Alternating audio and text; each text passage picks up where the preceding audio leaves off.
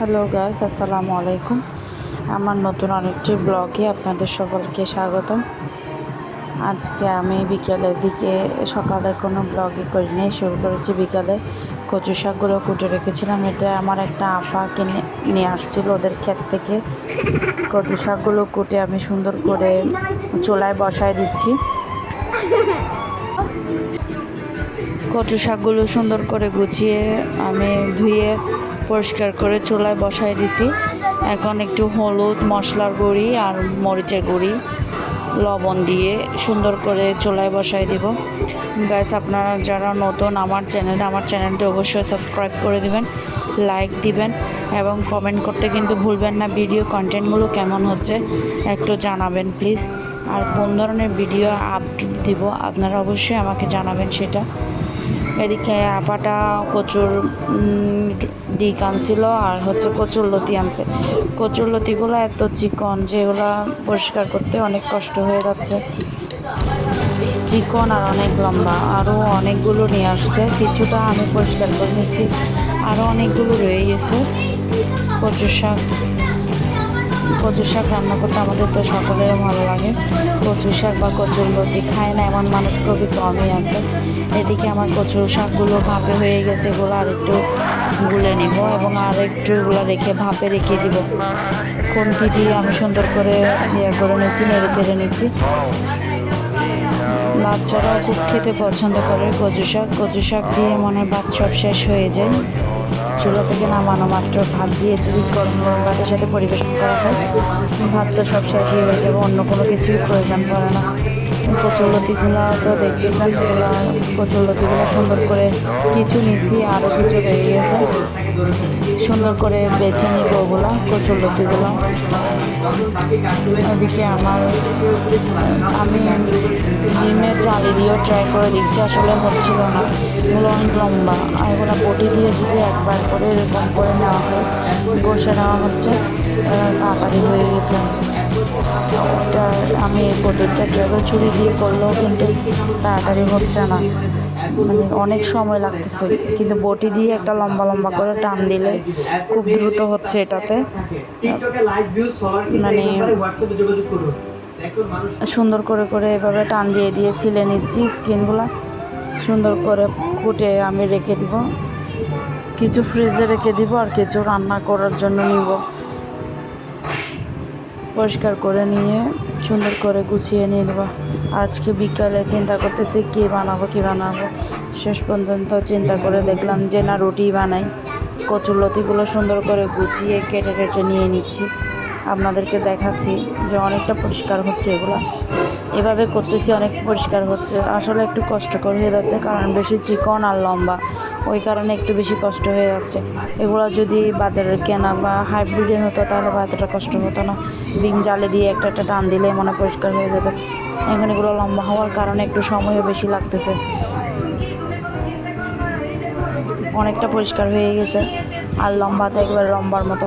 এগুলো যখন প্রথম আনছে, আমি যখন পলিথিন থেকে বের করছি, যখন গিটটা খুলছি, কচুরলতিগুলো একদম সাপের মতো লম্বা লম্বা। আমি তো দেখে প্রথম ভয় লাগছে, আমি সে বাবার এরকমটা দেখি নাই কখনো।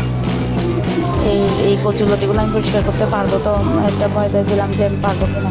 এখন করতে গেছি দুই তিন স্টেপে দেখছি পারছি, আলহামদুলিল্লাহ। কাজগুলো গুছাই নিয়ে বলছি। এখন আপনার ভাইয়া সন্ধ্যার দিকে অফিস থেকে আসছে, কিছু বাজার নিয়ে আসছে। আমাদের হয় কি, মাসের বাজার একসাথে করা হয় না, যখন যেটা লাগে সেটা আপনার ভাইকে বলি, অফিস থেকে আসার সময় নিয়ে আসে। আসলে মাসের বাজার একসাথে কখনো করে নেই, করতেও চায় না, তাই আমিও আর বলি না। যখন যেটা লাগে সেটা আনতে বলি, সেটাই আমি আসি।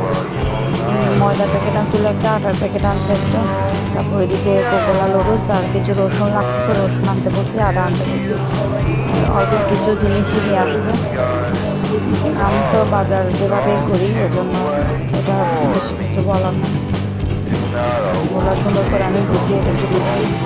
আটার প্যাকেটগুলোও সুন্দর করে সমান করে নিয়ে সুন্দর করে রেখে দিব।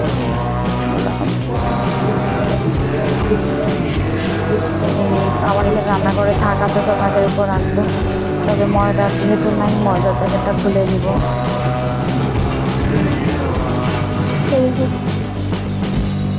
সুন্দর করে গুছিয়ে রেখে দিব এগুলো। আমার চ্যানেলটি কিন্তু যারা নতুন এবং দেখতেছেন অবশ্যই কিন্তু সাবস্ক্রাইব করে রাখবেন। যারা আমার চ্যানেলে নতুন সবাই কিন্তু সাবস্ক্রাইব করে দেবেন, লাইক করবেন, কমেন্ট করবেন বেশি বেশি করে। এদিকে আমি তো সকালবেলা রুটি বানাই না, অনেক দিন হয়েছে রুটি খাই না, সেই জন্য চিন্তা করলাম আজকে বিকালের দিকে হলো একটু রুটিটা বানাই, বাচ্চাদের ডিম দিয়ে খেতে দিব। অনেক দিন হয়েছে রুটি খাওয়া হয় না, তাই সুন্দর করে রুটি বেলে নিয়েছি। রুটি প্রায় 9টা-10টার মতো রুটি বেলছি। ওর আব্বু অফিস থেকে এসে আপনার ভাইয়া খাবে, আমরা খাবো, সবাই খাবো। আর ওরও তো হুজুর আসে বিকালের দিকে, আর ওইদিকে ম্যাডাম আসে, ওদেরকেও দিব। সেই হিসাবে রুটিটা বানাই ফেলতেছি বিকালের দিকে।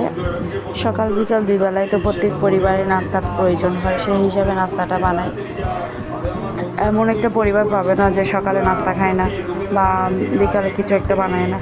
দোকান থেকে মাঝে মধ্যে হয়তো বা ব্রেড বা বন কোনো কিছু হয়তো বা কেনা যায়, কিন্তু প্রায় সময় কিন্তু ঘরেই বানাতে হয় নাস্তাটা।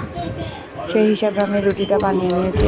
একটা টিপস হচ্ছে, যখন এই যে রুটিটা আমার ফুলতেছে, এটা ফোলার কারণটাই হচ্ছে আপনারা যখন খামিটা ধরবেন, যদি চালের গুঁড়ি থাকে ময়দার সাথে বা আটার সাথে যদি একটু চালের গুঁড়ি দেন এবং একটু হালকা মোটা মোটা করে রুটিটা বেলেন, একটু যদি তেল দিয়ে দেন, অনেক সুন্দর হবে রুটিগুলো, অবিশ্বাস্যভাবে সুন্দর হবে। রুটিগুলো ফুলবে অনেক, মানে একদম ফুলে দুমদুম হয়ে যাবে। আর হচ্ছে অনেক সুন্দর হবে, যখন ছেঁকবেন তখন কিন্তু অনেক সুন্দরভাবে ফুলবে, খেতেও কিন্তু একদম নরম ফুলফুলে হবে। আমি সবগুলো রুটি একে একে করে ভেজে আমরা নাস্তাটা করে নিব।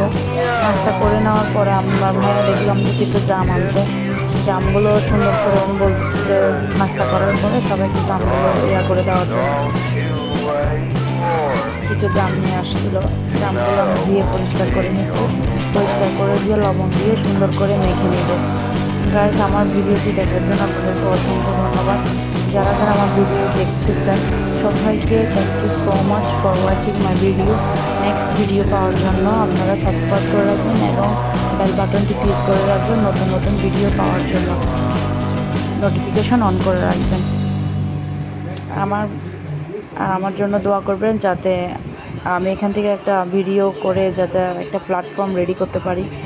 আসলে ইউটিউব তো সবাই করে, কারণ এখান থেকে একটা আর্নিংয়ের চিন্তাভাবনা করে নিয়ে তো সবাই আসে। প্লিজ, আমি যেহেতু নতুন, আমাকে উৎসাহিত করবেন। আমি আশা করব আপনারা সবাই আমার পাশে থাকবেন। আমি তেমন কিছু দিব না, যেহেতু আমার বাচ্চারা ছোটো, ওরা মরিচ খেতে পারে না। শুধু লবণ দিব, হালকা লবণ দিয়ে এগুলোকে ঝাঁকিয়ে নিয়ে বাচ্চাদেরকে দিয়ে দিব, কারণ আমার বাচ্চারা অন্য কিছু দিলে খেতে চায় না। ঠিক আছে গাইস, আসসালামু আলাইকুম, খুদা হাফেজ।